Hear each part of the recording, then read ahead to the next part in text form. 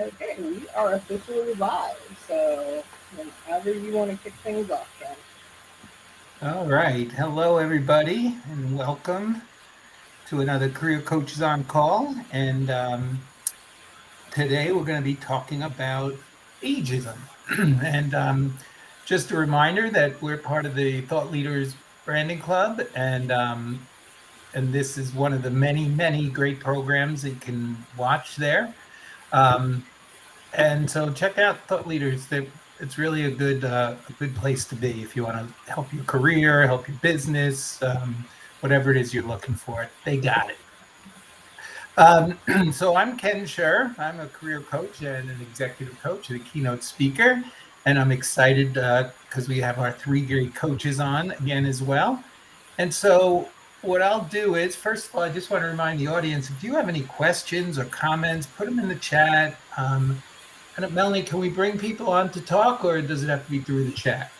No, we can. If somebody does want to come backstage, what I have to do is just I can send them the. I have to send them the link directly to come back up on to come into what we call the studio, which is basically what you see here on the screen. So if you want Okay. to, you can drop that in the chat, or you can also you can message me. The chat will probably be a little bit easier for me to keep track of, but if you are interested, let us know, and we can bring you up on stage. Okay, great. So you got a couple ways to do it there. So we'd love to hear from you if there's something you want to add or you want to question. But before we get into the formal question asking part, let's go around and have our coaches introduce themselves and start us off with a first tip of the night.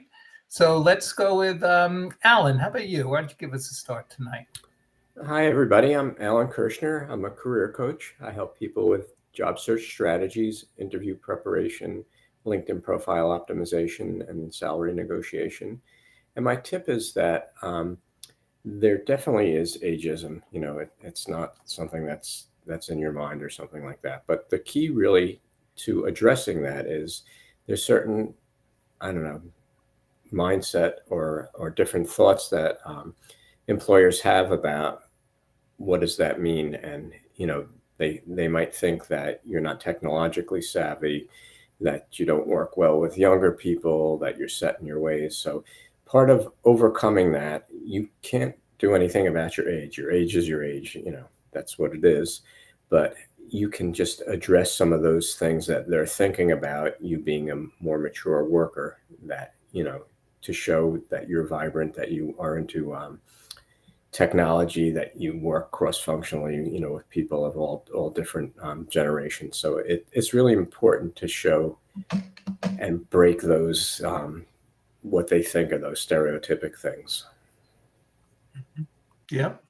Great, great point, Alan. And so if you don't do it as a candidate, chances are, the people you're interviewing with or networking with, they're not going to do it for you. So you got to come across not young, come across as yourself and confident and that you're up with the times and you got to keep up with those times. So thanks, Alan. Great to have you here as always. And Charla, you want to go next? Sure. I'm Charlotte Taylor. I'm a resume writer and career coach based in Central Florida, where we have a large population of senior citizens who are returning to work because the Social Security isn't covering all their bills. So I work with a lot of people who are going for those second act careers. And I agree with what Alan said. Ageism exists. Acknowledging it validates your experience without letting it define your worth. Allow yourself to feel frustrated initially and then channel that energy into strategic action rather than dwelling in anger. Everybody thinks I'm too old. So reframe that narrative. Focus on what you bring rather than what others perceive you lack. Your experience translates to wisdom, problem solving, mentorship, and institutional knowledge that the younger people, just may be lacking and may benefit from your ability to lead from behind. So position yourself as someone who can hit the ground running and provide stability, but also modernize your approach. make sure that you're current with industry trends, that you keep learning new technologies so that people won't think you're out of touch or too old to learn something new.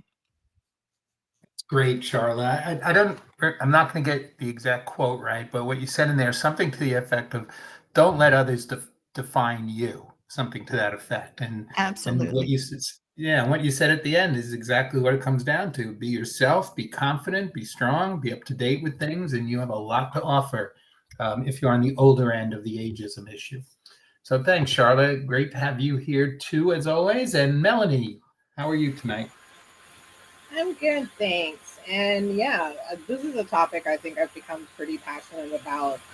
I've seen it firsthand. I mean, to Alan's point, ageism absolutely exists.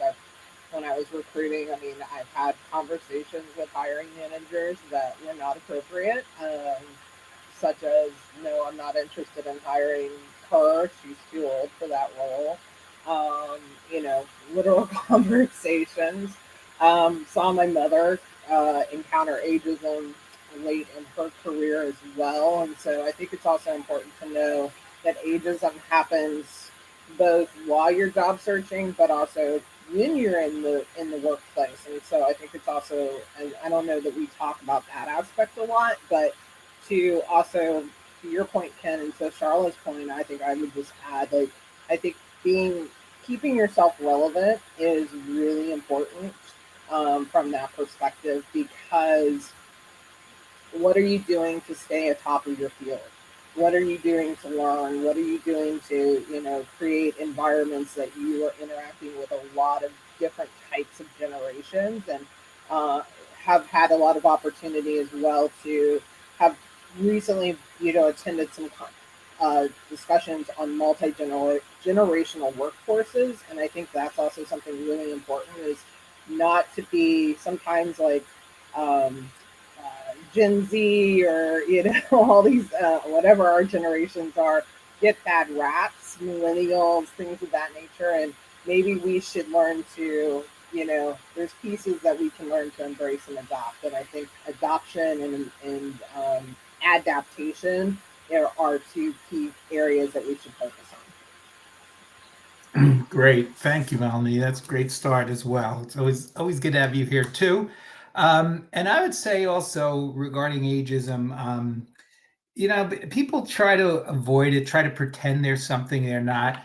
For those of you who are watching your screen on your phone or on a laptop, I just changed my avatar. And if I wanted to pretend I was somebody I'm not, let's see if it worked. Yeah, somebody I'm not, I might do that. Put that ridiculous looking picture on there.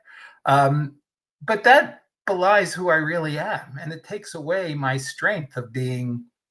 For those of you who are not looking, I think it's a high school or college graduation picture. Um, and then, if I try to be that, then I'm not being true to myself. It's hard to be confident if you try to be somebody else. And certainly when I walk in for that interview, it's going to be very clear that I'm not 22 years old anymore. So I want to lead with my strengths, my experience, my knowledge. I've been through the wars. I've seen the good, the bad, and the ugly, and I'm proud of that. And I have a lot to offer. Now, the flip side of that, if there's anybody on the call too, there can be ageism on the other side of things too, right? For young people who are new or newer in the workforce, and there are strengths to that too, right? You're coming in, you're probably pretty comfortable with technology, you've got youthful enthusiasm, you're a clean slate. You could be trained and developed in a way that you do the things the right way. So focusing on age, whether you're too young or too old, is really not the right way to go. It's focusing on your strengths and what you have to offer, because that's really what's most important. So with that, let's start. I'm going to go now to Charla this time. Charla, what are the things you see people doing that send a message that either they feel they're too old, or they are too old, or they're just not confident with themselves? I hear it more than I see it in the language that they use. Um, I had a gentleman who was trying to be hip and cool or whatever the current terminology is. And so he was throwing around, cliches from a much younger generation that, yeah, I just had to tell him that's not working for you. You would be better off just being genuine, be who you are, and don't try to adapt. Certainly you want to understand the differences in communication styles. Millennials like texting. you know Older people prefer a phone call, and kind of middle range are comfortable with emails. So think about who you're communicating with and what their preferred communication style is. I think a lot of times those of us who grew up going to work 9 to 5 every day without the benefit of being able to be hybrid or remote found that you could solve a problem in 5 minutes by, walking down the hall and talking to someone who had the answer rather than all this back and forth email. So that's a communication style that the older generation prefers, is that face-to-face interaction. And companies have a lot of money tied up in expensive real estate, so I think that's why you're seeing that shift back into the office. Hope that answered your question. Yes, that's. I think that's great. Probably what you're referring to is don't say things are groovy or far out. That's probably not a good way to go. But you're absolutely right. Again, it's about being comfortable with who you are and confident with who you are. Don't try to be some cool person for a different generation. Melanie, do you see anything that stands out to you that people, whether it's in an interview or on their resume or LinkedIn, do you see anything that is a tell that people are trying to hide their age or are coming across as older? Yeah, I mean, I think it's not. Here's the deal. I think when it comes to ageism, I having been a recruiter, the reality to your point, Ken, is I don't think we're really hiding anything.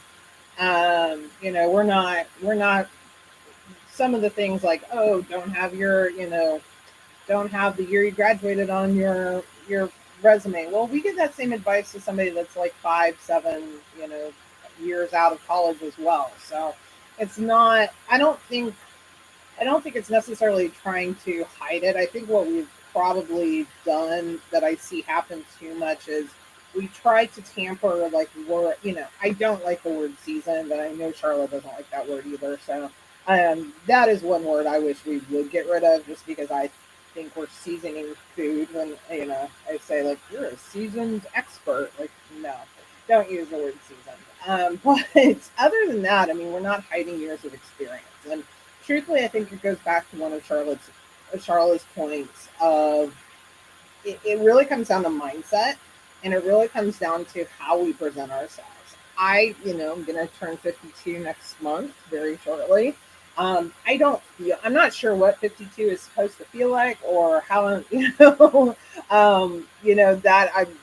my kids definitely wish probably I acted older than I do sometimes. But that being said, I would be right in the bucket of, the ages bucket right now if I attempted to go back to recruiting.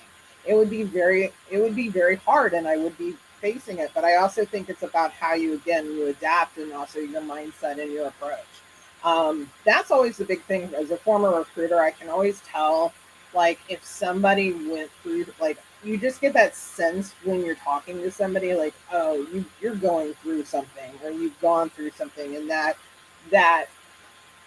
and no matter how hard the job search is, and it's hard for a lot of people right now, and I don't mean, to sound too abrupt with this, but honestly, we have to leave it at the door. We have to leave it at the door, all of the pressure, all of the stress, and we have to run in and be the top of the game. Like, there's nothing else right now that matters. And that's the most important thing when it comes to an interview. Yeah, I think you're absolutely right. and I do feel sometimes in conversation, I'm sure Alan and Charlotte and Melanie, you all feel it too, that people, when they lead with us, I'm 55 years old, I'm 58, I'm 60, whatever it is, you could tell that that's on their mind, and that does come through.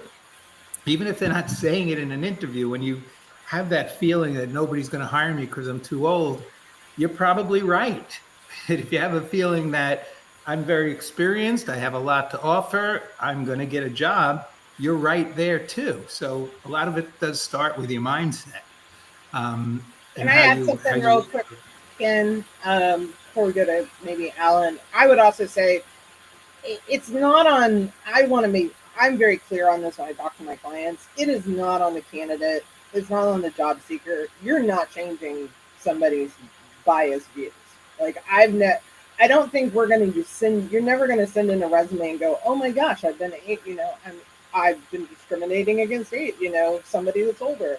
Like that's an HR, that's a corporate issue that has to be addressed. It's like, you have to own what you can control. And I think that's something that's really important. Yes, that's a great point. With everything, I guess really in life in general, but certainly with job search, you can't control things that are out of your control, right? So you have to, just not worry about, they may be thinking this, I think they're thinking this. You just got to go with, be your best self and deliver your best stuff. Alan, do you have any clients that are quote unquote, well, we'll call them mid to late career, that have landed jobs? And if so, why do you think they landed them? What was it? What did they do? Yeah, definitely have people that have been in that category too. So again, it's really thinking about what you bring to the table and trying to show what that is. And again, the experience is important.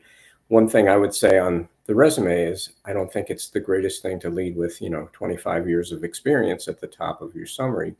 That, can open you up to the fact that they think you're older. So you want to look at your resume and your LinkedIn profile, for that matter too, as things that are going to help and benefit you to try to get a job. So you don't have to include everything like that. You don't have to necessarily include the year that you graduated college. You don't have to include every single job that you've ever had on your resume. It's not a chronology of that. You're looking to put things on there that are going to help you. So I think that's important. But part of it, it's really like your value proposition, what you're bringing to the table, and, what the company needs. So it's tailoring your resume, when you see what the job description is, to put those things in there, showing what your accomplishments are and what you've done. So I think they're looking to get the person that's the most qualified, right? So you have to try to present that. That's the most important thing that you can do. And, there are certain jobs where the experience is really critical and very important. So it's not necessarily, it's going to be a detriment. It's really, what does the company need and how can you fill that need? And if you're the best candidate and you happen to be older, that's not so much of an issue. There's another coaching friend of mine who got jobs into his 70s. And why did he do that? One, I think there was a level of flexibility he had. He didn't necessarily look at going to work for the largest corporations because it's harder to get hired by them, as we advance in age too.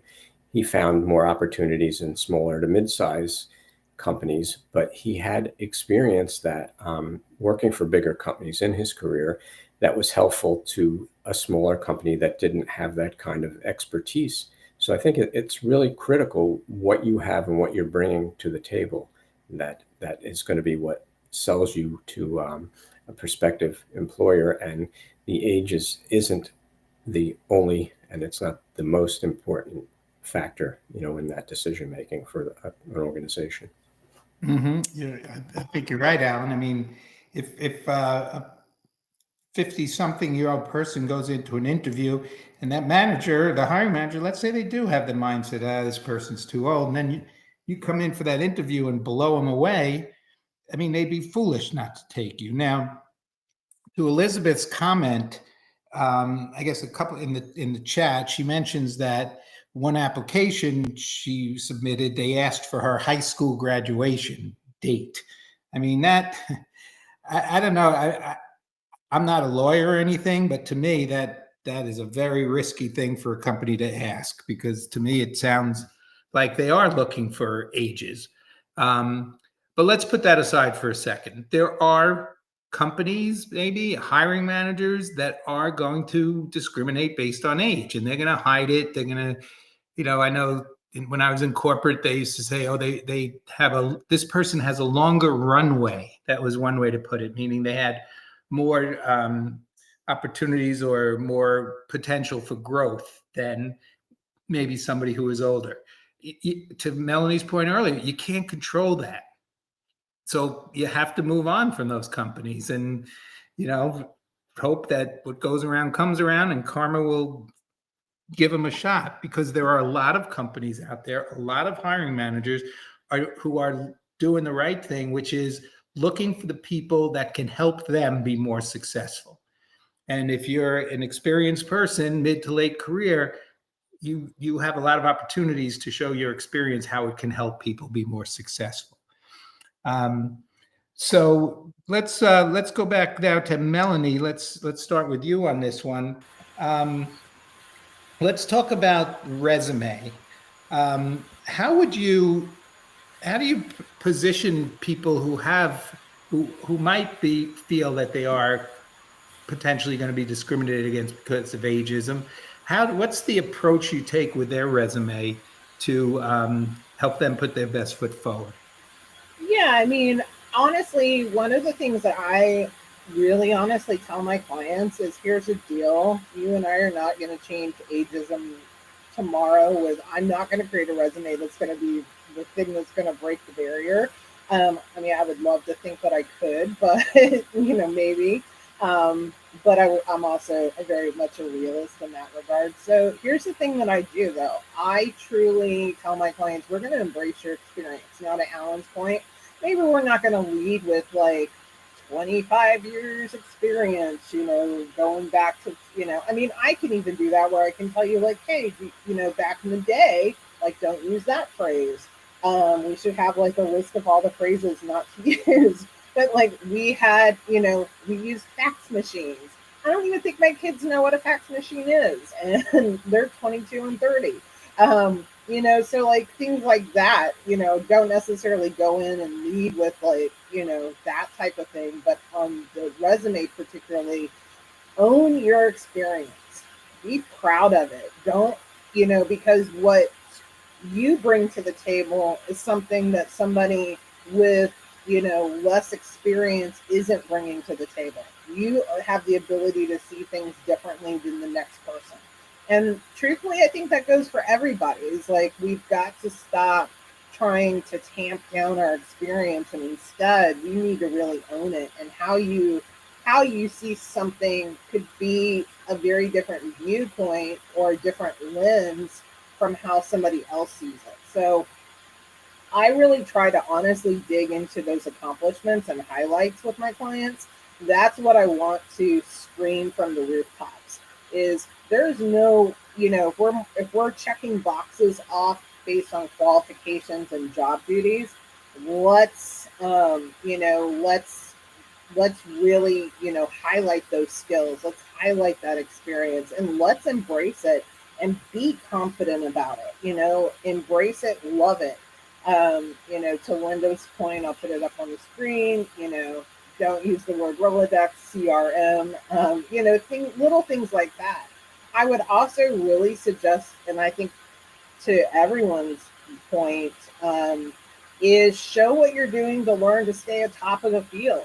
So whether you're actively looking for a job or, kind of passively looking, what are you doing to understand AI technology and how that's impacting your industry? What are some courses that you have chosen to investigate and learn on your own without, somebody saying, hey, go take this course? I think that's also something really important. What are you doing to surround yourself with others that maybe come from other different, generations or other types of environments, and keeping an open mind. So even those types of things have value and have have a placement to it. So I think you have to, sometimes also think outside of the box. One last tip that I would give about the resume is I also try to, a lot of with my senior leaders and clients, I will use more of a functional style resume. I kind of do a hybrid between the chronological and functional, only because the functional does tend to highlight more of the skills and it draws the attention to those skills as opposed to just the fact of like, I was at XYZ company for 20 years. Again, that may be a bonus to somebody. It may be, somebody else may look at it and go, hey, I like people that have been at 5 different companies in 20 years. So, we own what we have and we embrace it. Great. Excellent points, Melanie. And, I think even as you were saying it, like you said, what you said came across with confidence and, that that's what works and that's how people have to present themselves as well. So I think that's excellent advice. Alan, so how far back on a resume in terms of work should a person go? And is it a hard and fast rule?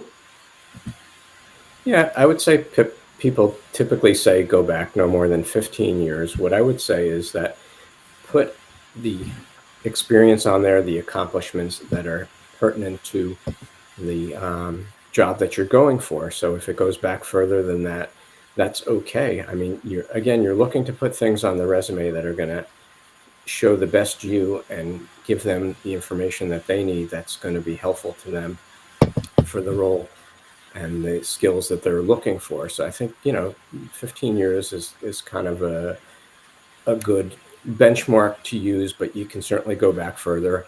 You don't have to go into as much detail on your older experience if it's not as pertinent to what you're going for. So I think that's part of it too. But again, highlight the things that are most important, and they could have been in your last role or could have been the role before that or 2 roles before that. It's really important to show what they're looking for. So 15 is kind of a benchmark. It's not like completely etched in stone or anything like that. I think that's great advice, Alan. It depends on the role, right? If you're going for a marketing role and you've been in sales for the last 15 years, but you had a marketing role 17 years ago, you probably want to show that. So I think that's very good advice. One other bit of advice I would say, things not to do. So if you go in on an interview, as you go to sit down, try not to grunt. Try not to give a ugh, or when you're standing up, don't do that either. That's definitely a giveaway of age. You don't want to be doing that. It's friendly tip from me on that one. Coming back around to Charla. Charla, on the LinkedIn profile, looking at, you got your picture there, so it's going to tell who you are unless you use the one like I'm using on this call. So what other things, like where is it that you can show that you're not, it's not even about thinking about age, but show the value and the experience that you bring to whatever role you're looking for? Yeah, I think we're all agreeing that we want to prioritize impact and relevance over length of service. So you want to show how your experience translates to solving a current business challenge, what's going on in that industry. Stay up with that. Stay up with the economic outlook for that industry.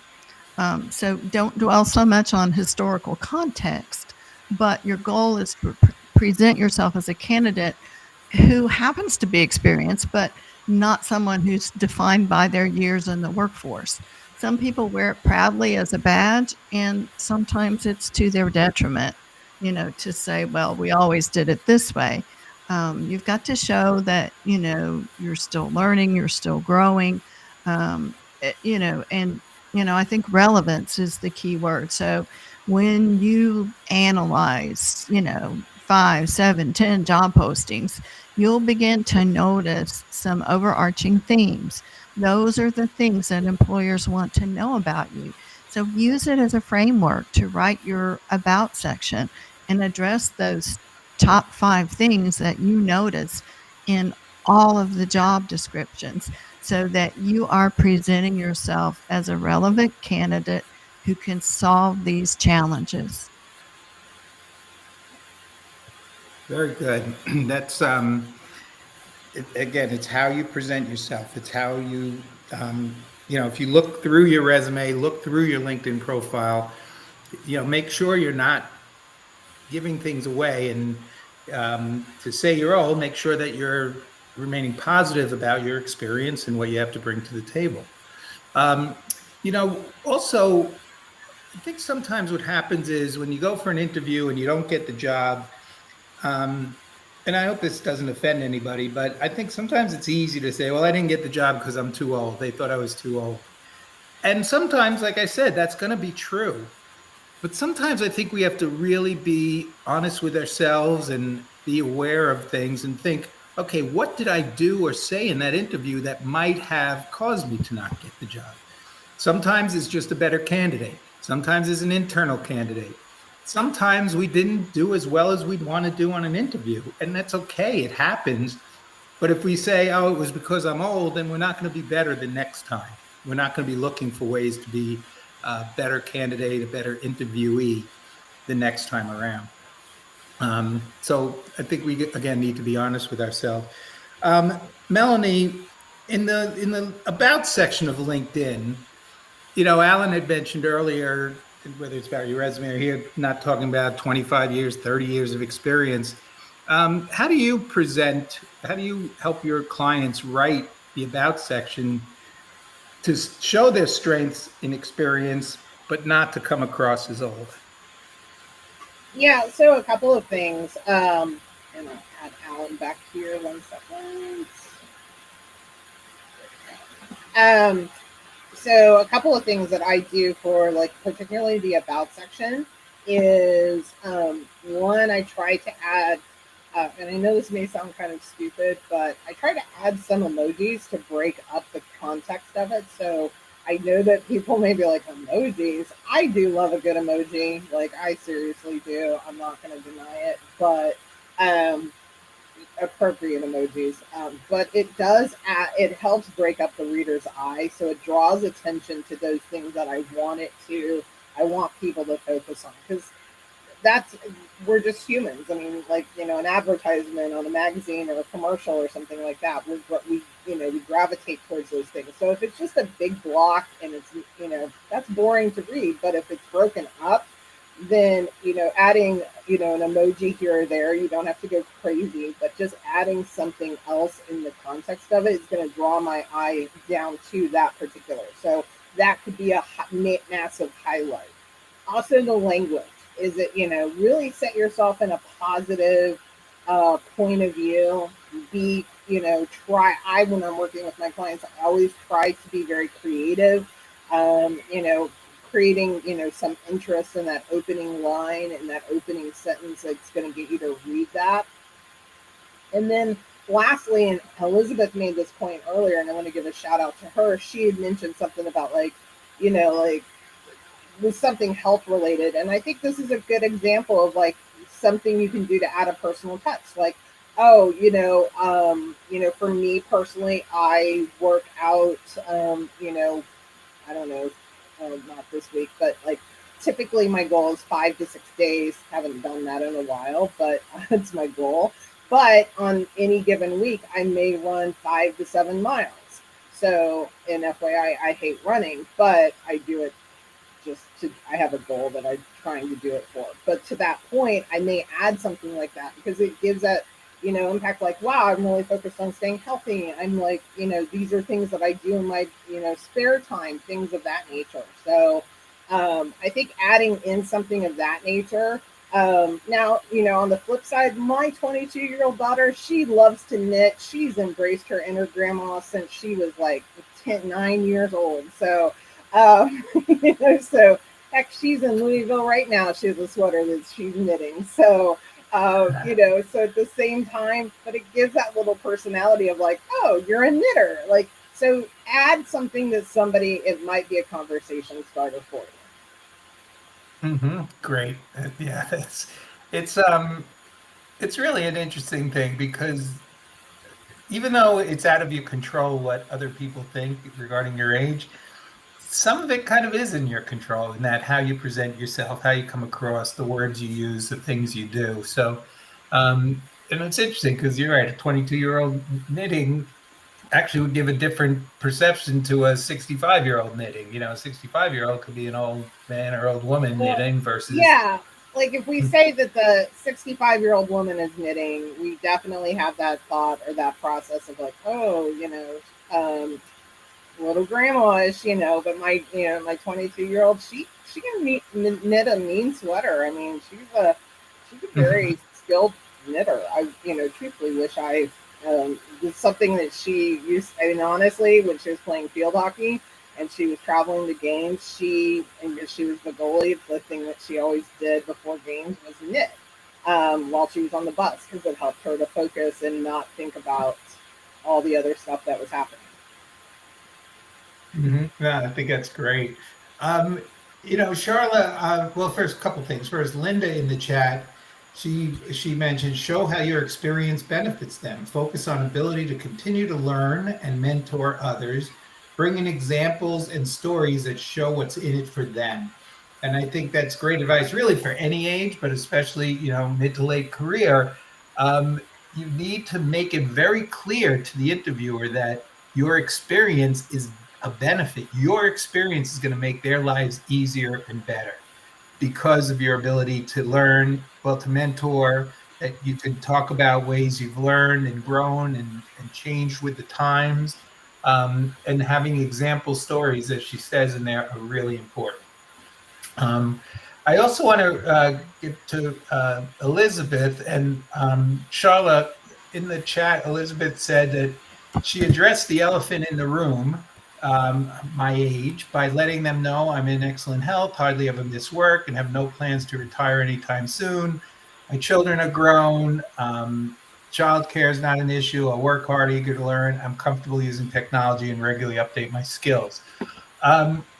What are your thoughts about addressing the elephant in the room, about talking to your age? Is that something you would recommend? Is it something you wouldn't, or is it situational?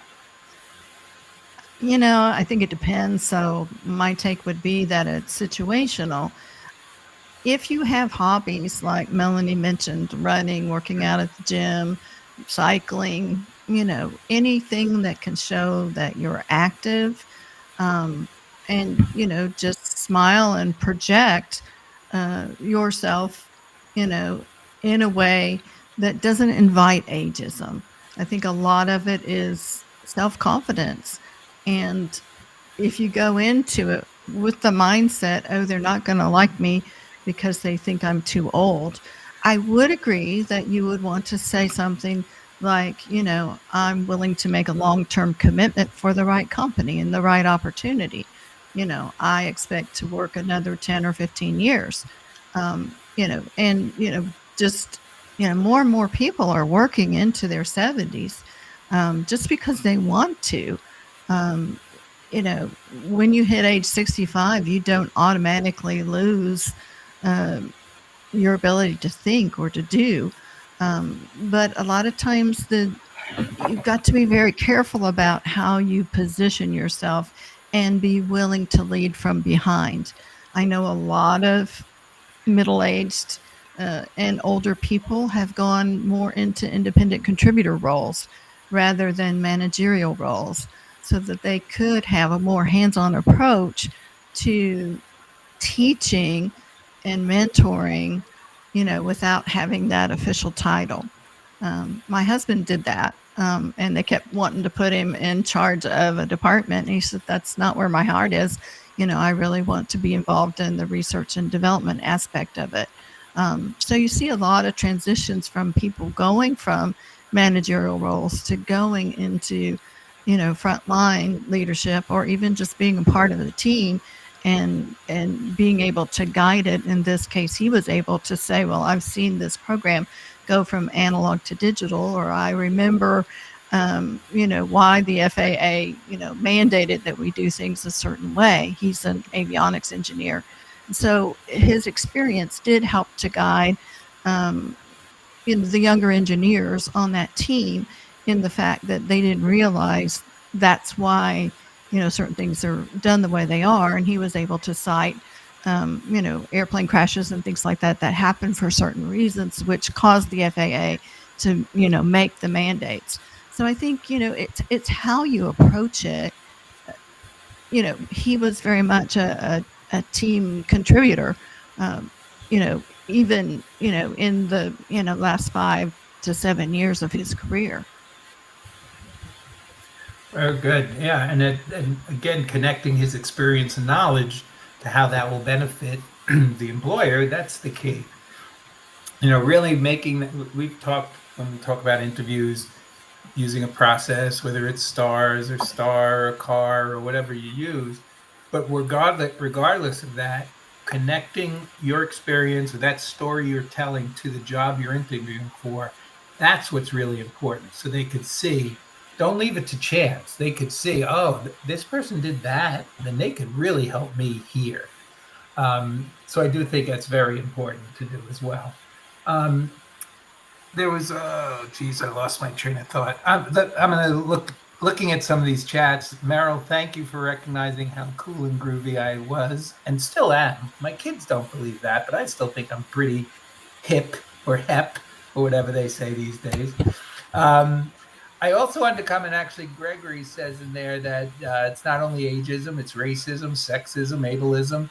Absolutely. And that's another reason why, because this topic is ageism, if you're too focused on, oh, I'm too old, there's so many other, some people aren't hiring people because I don't want to hire a woman. Some people aren't hiring people because I don't want to hire this person of color. Some people aren't hiring people because of ableism, as Gregory said. So there's so many things out there, but your ability to overcome that and talk about what you have to bring, that's what you need to focus on. It's not just, oh, I'm old, they're discriminating just me, nobody else. There are a lot of small-minded people out there, and they're discriminating for a number of reasons. So you can't let that be your focus. Let me see what else. There was something else in the chat I wanted to mention. There was well, I don't know. I'll come back to that. Let me go. We lost Alan, didn't we? I hope he's okay. I don't know what happened to him. He had another meeting that he had to go to, so he was going to try to connect in his car if he could. Okay. All right. Great. Thank you. Sometimes age discrimination, though, can be disguised. Melanie, how would you advise someone to answer the "Are you overqualified for this role?" question, which could be, "Aren't you too old?" Yes, I'm going to show that question up here.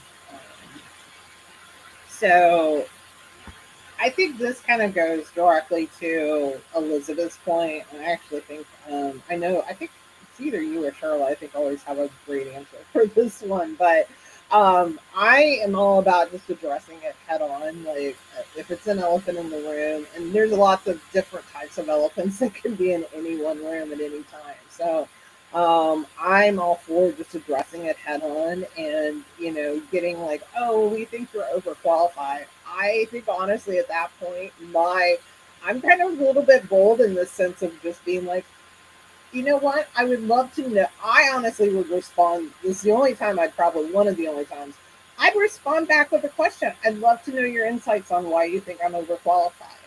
And then, because that information is truly valuable in terms of how you choose to respond. So if it's like, oh, for example, I'll just use myself as an example. When I left my staffing agency, I was there for 8 years. I was left as a managing director.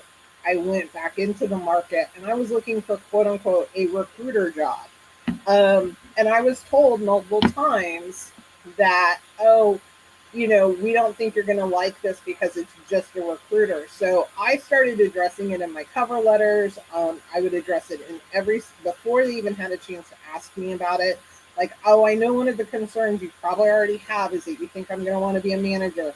And I understand that sometimes that looks bad for me not to want that, but I have a love of recruiting. And this is why I've really made a concerted effort to focus on looking for jobs that allow me to focus on recruiting 100%, which my other job unfortunately had me focusing on, managerial reports, internal staffing issues, while also managing a full-time recruiting desk as well. So that's where I want to focus. So again, just kind of asking that question back, mirroring the question to them, I think is really important in terms of that, because it also could make them take a little bit of a step back and go, yeah, why do I think this person's overqualified? But then you can answer specifically to the issue that they're bringing to you directly. Yep, great points, Melanie. If people are listening, maybe you could put in the chat, what do you think it means if somebody were to ask you, aren't you overqualified for the role? I'm just curious, what would come to mind? Where would you focus your answer? What would you think they were actually asking you? Hey, Ken, can I jump in Yeah, here? please do. I think you've got to reframe the narrative. I appreciate that my background might seem extensive for this role, but what I've learned throughout my career is that right fit isn't about having the maximum qualifications. It's about having the right qualifications. And this experience aligns perfectly with what I'm looking for at this stage of my career because of, blah, blah, blah, specific reasons that are tied to that role in that company. You let them know that you're there to solve their problems, to contribute to the team, whatever it is that they're looking for in that role. So you never say the word overqualified back to them.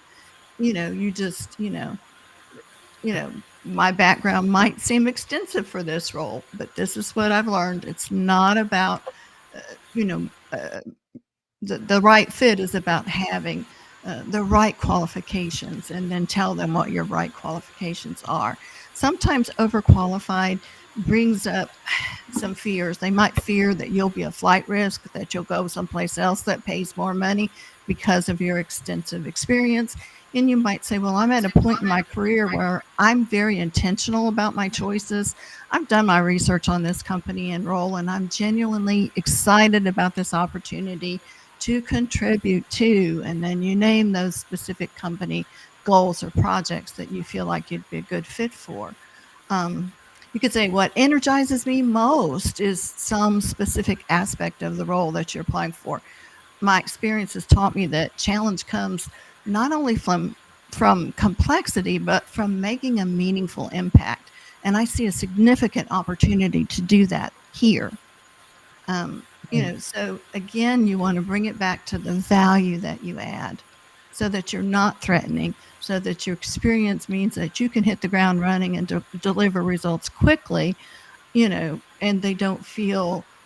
I mean, some of it is intimidation when you're interviewing with a hiring manager who's 30 years younger than you. They can feel intimidated by your experience. So I think that's why you need to show that you're a team player. Yeah, a lot of great things there, Charlotte, and also Melanie as well.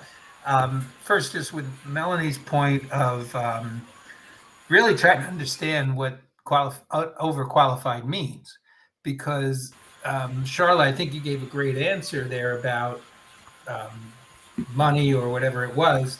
But the real reason, maybe it could be that the hiring manager thinks they're going to get bored in the role, that they are just taking it, like you said, Charlotte, till they find something better, that, they're going to, whatever. There are a number of reasons, this definitions of what overqualified could be. So clarifying that first, I think, is important. And then, Charlotte, one of the things I love that you said was, you gave an answer that was really good. But then you said, then give specifics about the company. Because I think if you leave it at just this kind of generic answer, anybody could do that, right? Give this general answer. But then when you demonstrate that you did your research, Charlotte, like you said, and that I can my experience can help you with specifically X, Y, and Z, then it really means something. Then that's really getting rid of age altogether and getting the hiring manager to think, wow, I need someone that can help me with that. And they certainly get it. And maybe I need to rethink if I had any concerns about age. Maybe I need to think more about who's going to help me the most. So great points, Charlotte and Melanie as well. Getting to the chat. What's that, Melanie? I was just going to add something really quickly, Ken, to your point too. The reason it's sometimes good to qualify that what they're asking for is sometimes we can put our own biases in our answers and get defensive on something that maybe is not even the issue. So if we think like, oh, the overqualified question, like that, maybe it is about the money. Maybe that's the topic. It's not about the age. Maybe we think like, oh, we want you, but you're just gonna cost us too much money. Like we're never gonna be able to afford you. Because I've also been in that situation as a hiring manager with hiring managers who are like, no, there's no way we can afford this person. So, and so, I think that's where that, qualifying that question comes in, is that we don't put our own biases in front of what we think they're asking. Great. Yep. I think that's a great point. When I was in pharmaceutical sales, selling my product, and every now and then, well, often doctors would say, oh, I had a patient who had this side effect. And in my early days, I would just start to handle that. Oh, really? Well, that doesn't happen too often. Let me show you studies, blah, blah, blah. But then when I got more experience, I'd say, oh, really? So how often does that happen? And the physician would often say, oh, it's just 1 or 2 patients. It's not a big deal. So then I didn't make a big deal of it. To your point, Melanie, if you assume it's a big deal and make a big deal out of it, you might make something that the interviewer wasn't thinking at all in the first place. So make sure you understand the situation and make sure you give as much information as you need to, and don't cause an issue where there's no issue, to begin with. And I think also, one of our favorites and a regular on our show, Sandra, also points out in the chat that, if a company does have a problem with your age, and probably not a good fit for you anyway. And I know it's easy to say, and you might think, well, I need a job, I'm going to take it anyway. Maybe you will, but if it's not a good fit, there's a good chance that you're going to be looking again in the not too distant future. So I think that's a really good point to consider as well. If you feel there's an issue there because of your age, maybe that's not the company you want to work for anyway. So thank you for that, Sandra. The other thing I would say too is, again, I can't stress enough that in interviews, you want to connect your stories and your experience to the role at hand, and let that interviewer know that if they hire you, this is what you're going to bring. This is how you're going to help them save money, save time, whatever it might be that they need. And you've really got to be clear on that to them. And that, hopefully too, will take the age issue off the table. So in interviewing then too, Melanie, anything else you would suggest people do or don't do in an interview to make sure they're putting their best foot forward and not letting age get in the way? Yeah, I mean, honestly, try to get as much information before the interview. Do a little digging, see where the hiring managers, where they've gone to school, what's on, if they have anything on their LinkedIn profiles, even Googling them and what comes up. Go beyond the website. Don't just read the front page of the website of what their mission and vision of the company is. Actually show that you've done your research. Ask your recruiter questions. I know there are some recruiters, I do find that some recruiters don't do a job like I used to do. I know that makes me sound old, but it is true. Just for my own, but I literally give my clients questions that I literally will tell my clients, like, tell them that your coach is a former recruiter and these are the things that she wants to find out. So, I literally am like, no, tell them this. And because I want to know, like, what are the expectations for dress code. A good recruiter is honestly going to partner with you. A good recruiter is going to set you up for success. But so don't be afraid to ask questions. Like, I know it may be assumed like, oh, I should already know what to wear, and go, hey, I want to make a great first impression with the hiring manager. Do you have any suggestions on what attire is appropriate, even if it's remote? Things like that. You don't be afraid to ask those questions. Get as much information prior to the interview. That's going to help you really set yourself up for success. And Melanie, I mean, recruiters, I mean, a good part of your salary is based upon placing people, right? You get a percentage of the company, Yeah. right? So it does, I mean, the recruiter would want you to be successful, wouldn't they? So, it is a little different. So I worked agency. I did work corporate at the last part of my career. Corporate, I still had bonuses and things like that in a corporate setting. I will say this, but at the end of the day, regardless if you're a corporate recruiter, which is an internal recruiter, an outside recruiter, an agency, your whole metric of success, it is a very metrics driven position. So it's a very sales oriented position, even if other people will tell you it's not. It is all based on, did your candidate get hired? How many hires did you do? That's the bottom line of a successful recruiter. And so you as a recruiter, I will say good recruiters understand that and will walk you through that process, because at the end of the day, they also have to put their best foot forward too. Because that's also, if you're putting up people that are not doing well in an interview, it is a reflection on you. Even if people, for example, had a candidate, was told specifically, he has the job. We need him to come in and meet 2 other people he did not meet, but he has the job. I was at a conference. I did not do the last minute prep. My boss did it, and I get a call on the conference floor that my candidate decided to drop the F-bomb and put his feet up on the table. Oh, jeez. At the last interview. And I'm literally like, what? I gave my boss a hard time because I'm like, well, clearly you didn't prep him. He's like, no, I did not prep him to tell him to put his feet up on the table and drop the F-bomb. And I wouldn't have expected that, because I wouldn't have done it either, but I was joking with him. But he had the job. He felt like, oh, I know these people. I'm going to get comfortable. We're going to work together. He did not have the job. He lost the job. So, but at the end of the day, guess who yes, it's a reflection on him, but it's a reflection on me as the recruiter, because then the hiring manager goes, well, why didn't you tell him not to do that? Why would he expect to do, like, you have to, and that's the hard part of being a recruiter, is I can't control a human being, but that is what you're expected to do. And so, you know what? A good recruiter is good, but a good recruiter will partner with you. And yes, they may ask you the same thing 3 or 4 times and tell you the same thing 3 or 4 times. But it's because they've had a candidate that has dropped the F-bomb and put their feet up on the table.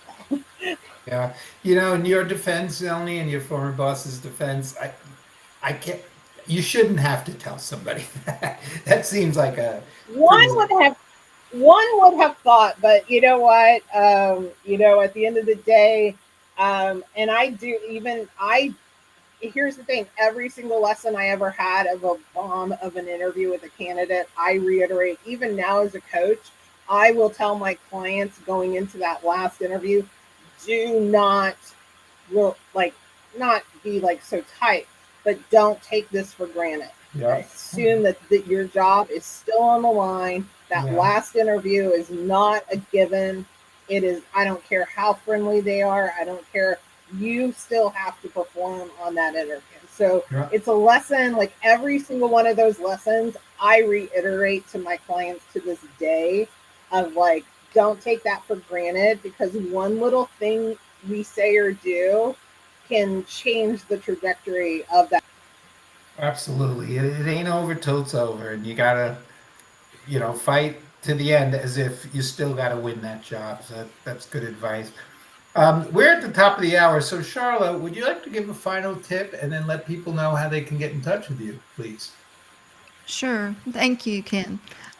Going back to that compensation question, I usually coach my clients um, who are facing this ageism, or maybe they're already retired and they're reentering the job market for that second act career.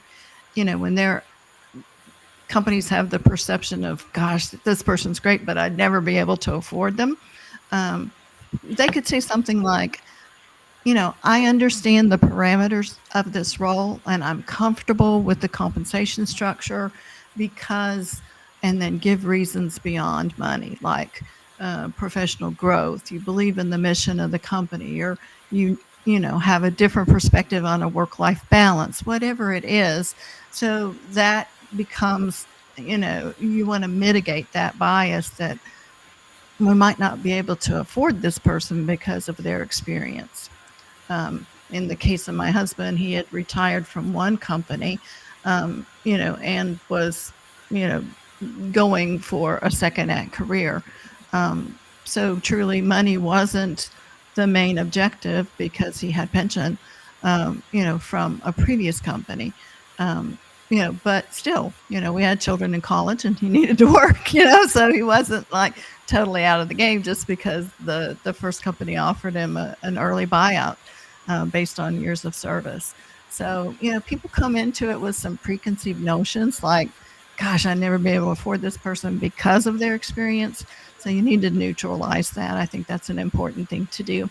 Um, I I guess the best way to get in touch with me is through LinkedIn.